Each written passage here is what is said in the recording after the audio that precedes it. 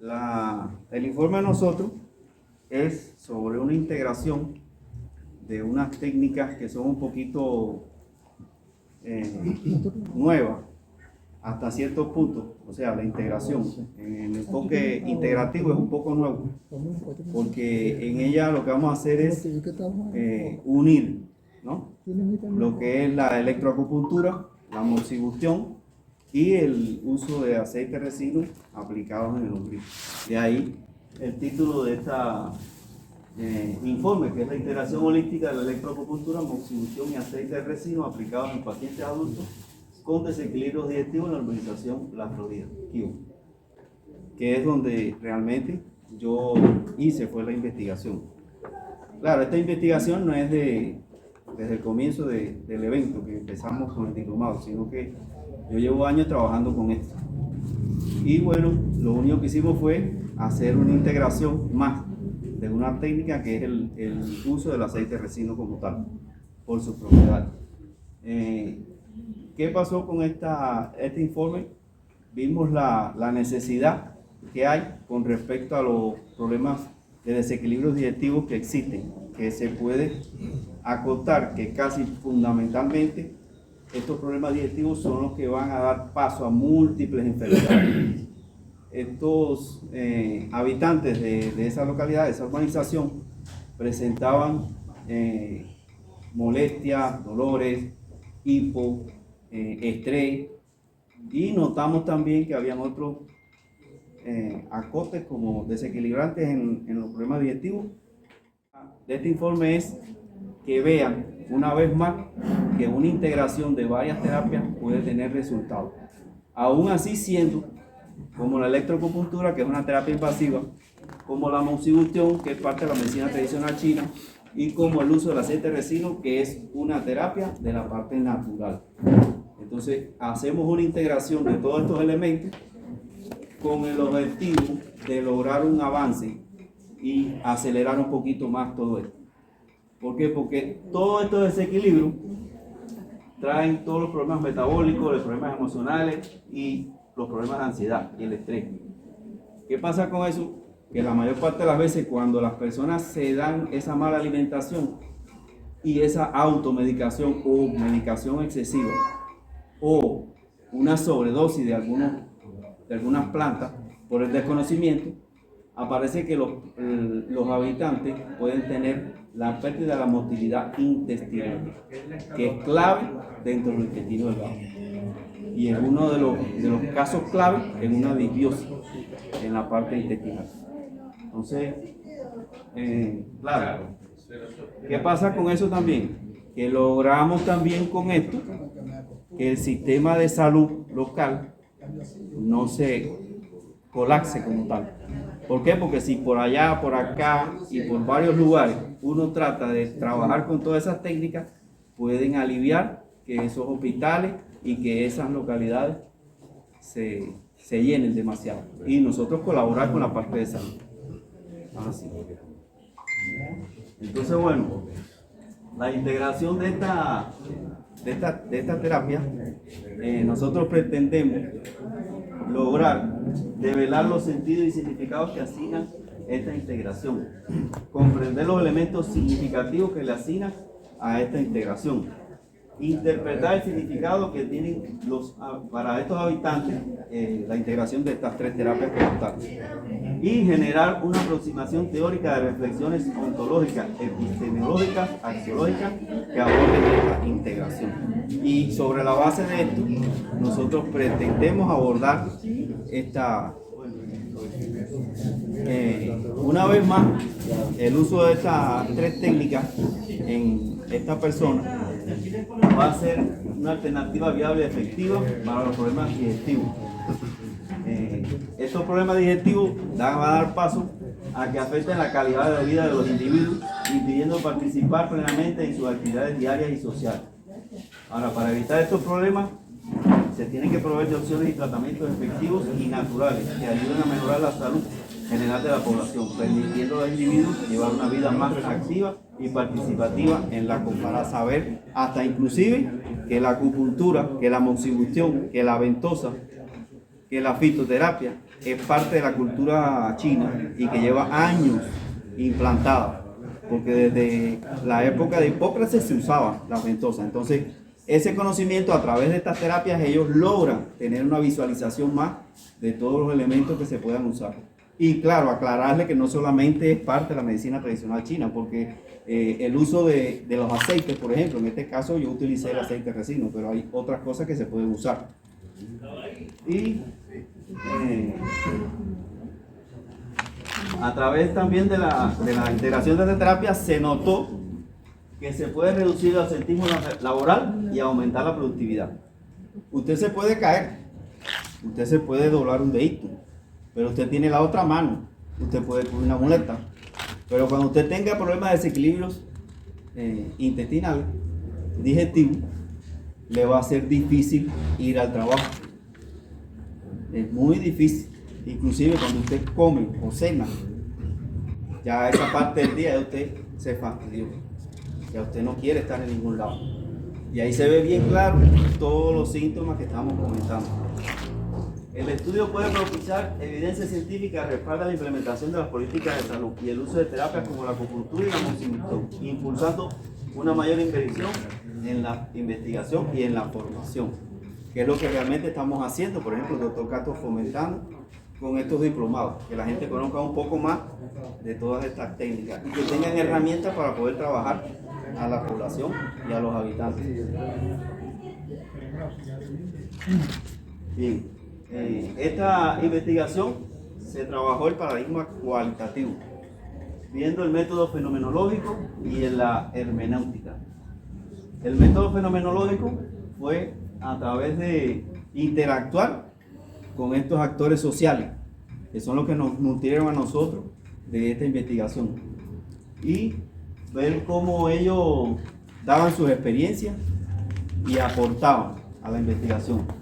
En el caso de la hermenéutica, bueno, esta investigación se realizó para interpretar el discurso aportado por los actores sociales, protagonistas del estudio como tal, a través de sus experiencias y sus comentarios, a través de un cuestionario y a través de una entrevista, pudimos tomar los datos de ellos. Y en eso es que se enfoca el informe, porque es un informe que tiene posibilidades de pasar a una tesis, porque tiene campo para nutrirse más. Pero sin embargo, como es un informe, tratamos de enfocarnos nada más en este paradigma, simplemente. Bueno, y vamos a introducirnos un poquito más a la cuestión como tal. Aquí tenemos tres elementos que son los que representan la figura, la foto, lo que son las terapias en sí como tal.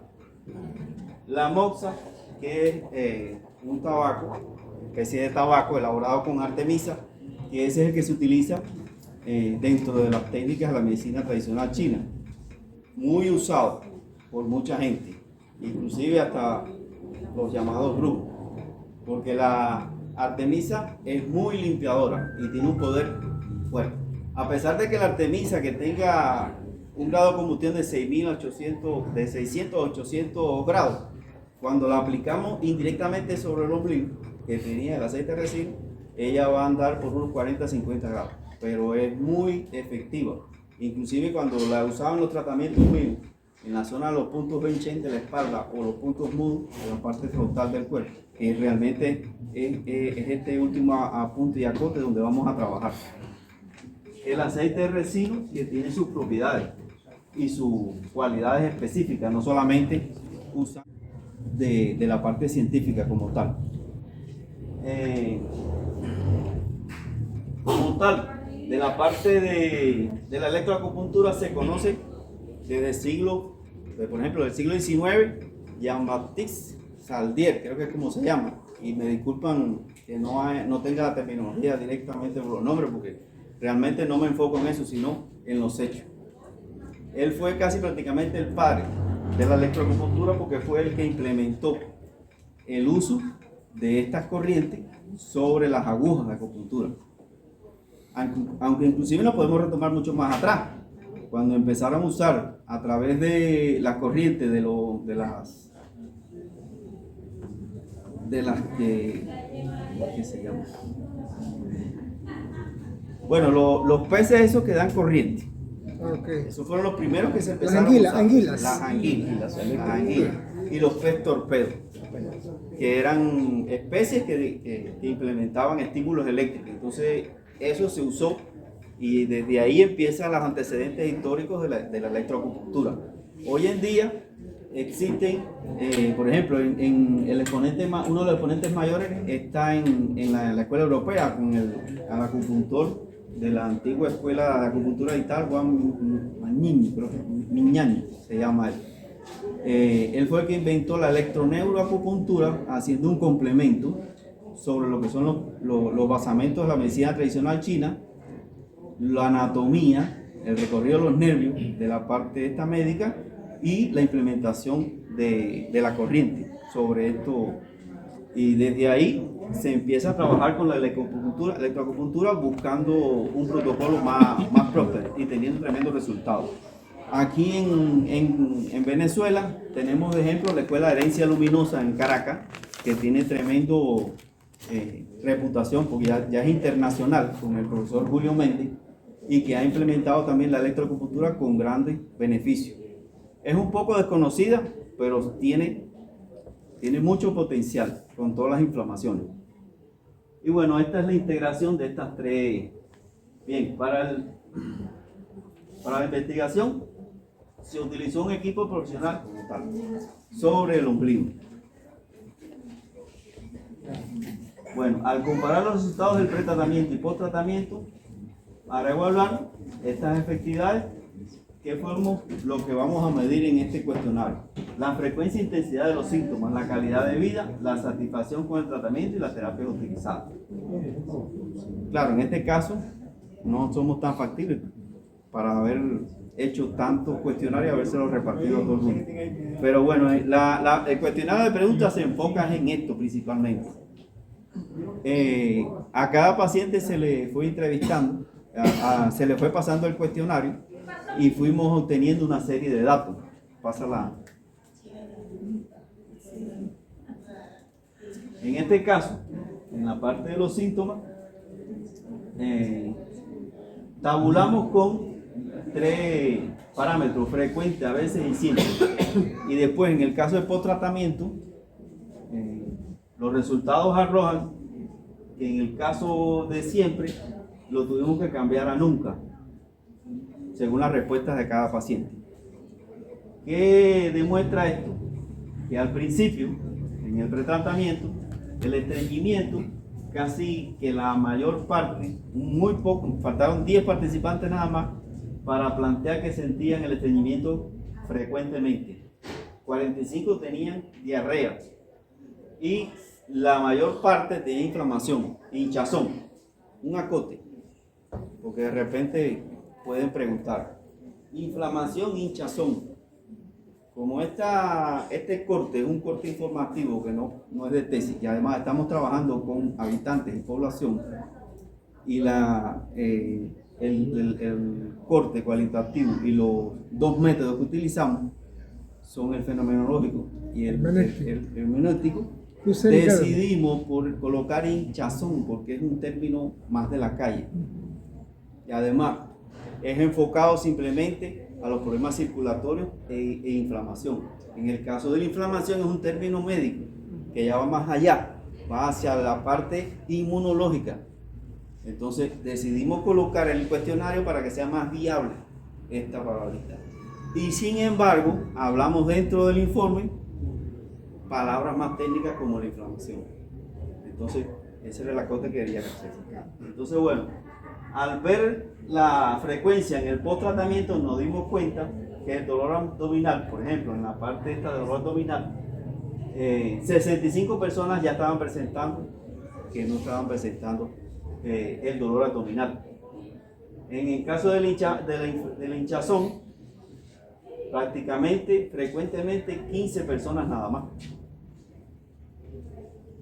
En el caso de nunca, no había. ¿Por qué? Porque realmente no desapareció totalmente. En el caso de personas que estén más complicadas, por eso es que el informe es más bien preventivo, es algo que va a empezar. Porque haciendo la prevención puede dar paso a utilizar otras terapias más naturistas que tienen que complementar lo que empezamos con estas técnicas. En el caso de la diarrea, en el caso acá en la parte de nunca, se nota que ya 40 personas no presentaban la diarrea, faltando 30 personas más. En el caso del estreñimiento, de 60 personas que estaban estreñidas constantemente, 15 nada más presentaban estreñimiento. Y como hemos visto, no es el caso de que siempre se van a obtener los resultados que uno quiere, pero en la tabla se muestra el cambio que hubo, diametralmente opuesto, un cambio bastante fuerte. Fueron un mes de tratamiento para hacer esta investigación. Claro, tiene más posibilidades porque yo llevo trabajando con esta técnica a tiempo y tengo la experiencia y tengo pacientes que han tenido tremendos resultados y en estos momentos se encuentran con un mínimo de síntomas debido a que continuaron tratamiento con otros terapeutas y otras instancias con más enfoque en ello. Pásame el tratado. Bien, ahí pasamos a la intensidad y tenemos los dos puntos, antes del tratamiento y después. Lo pusimos con escala porque no teníamos cómo medir un sentimiento, cómo medir una emoción. Entonces tratamos de hacer una escala y con esa escala llegamos a que los resultados estaban en este rango de 5, 7 y 8. Y bueno, se ve realmente que en la escala de 9, ya después del tratamiento, disminuyó el síntoma total, que se ha visto en la otra tabla anterior, con dolor abdominal, estaba en 0. Entonces esto demuestra una vez más el cambio que hubo. Y, por ejemplo, que aunque denote que en las terapias anteriores, casi las 59 personas que representan el 82%, de que ellos sintieron mejoría más, no estaban completamente satisfechos, como en el caso de los resultados del tratamiento actual, que ya llegan a tener 60 personas que representan un 85, un poquito más, pero ya hasta ese punto ya te dan más satisfechos como tal. ¿Por qué? Porque ya estaban experimentando con la integración de las tres.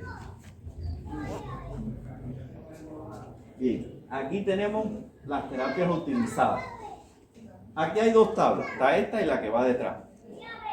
Las dos tablas muestran cómo nosotros en la primera parte, antes del tratamiento, les dimos dentro del cuestionario unas preguntas sobre qué terapia eran las que se habían hecho, o si de estas que nosotros les expusimos. Entonces, bueno, ahí están los resultados. Prácticamente la acupuntura, la autopuntura y el uso de plantas eran las que más utilizaban. Y en la entrevista notamos que la terapia clásica era prácticamente la acupuntura y la moxibustión como tal. Entonces pasa la otra. Ya después del posttratamiento, los resultados arrojados de ese cuestionario y de esa entrevista son los siguientes. Después de haber experimentado el uso de todas estas técnicas, 40 ya planteaban que tenían mayor preferencia sobre las demás terapias. O por lo menos, fundamentalmente, lo que es la terapia la integración de las terapias que nosotros activamos y la acupuntura como tal. Y esto denota una vez más la veracidad que tenía la investigación como tal. Pásala. Y bueno, como anteriormente le había comentado, la zona de trabajo es aquí alrededor de un ombligo. Estos son puntos que están dentro del concepto, de los puntos que se plantean en la tortuga celestial, que es una técnica china. Es como un protocolo más donde se trabaja. Claro, estos específicamente no son específicamente, pero estos son básicos. Puede haber una modificación en los puntos bajos, en la zona púbica. Muy recomendado, porque puede bajar la inflamación de la próstata, puede trabajar con los problemas menstruales, bueno, desequilibrios en la zona esta del intestino y la combinación de los otros puntos que tenemos aquí. Bueno, como conclusiones, el estudio muestra que la integración de las terapias complementarias no solo es bien aceptada por los pacientes, sino que también logra un impacto significativo en su bienestar físico y emocional. Este enfoque holístico resalta la importancia de tratar al ser humano como un todo, más allá de sus síntomas individuales. Y bueno, hasta ahí tenemos la exposición. Si alguien que quiera hacer una pregunta.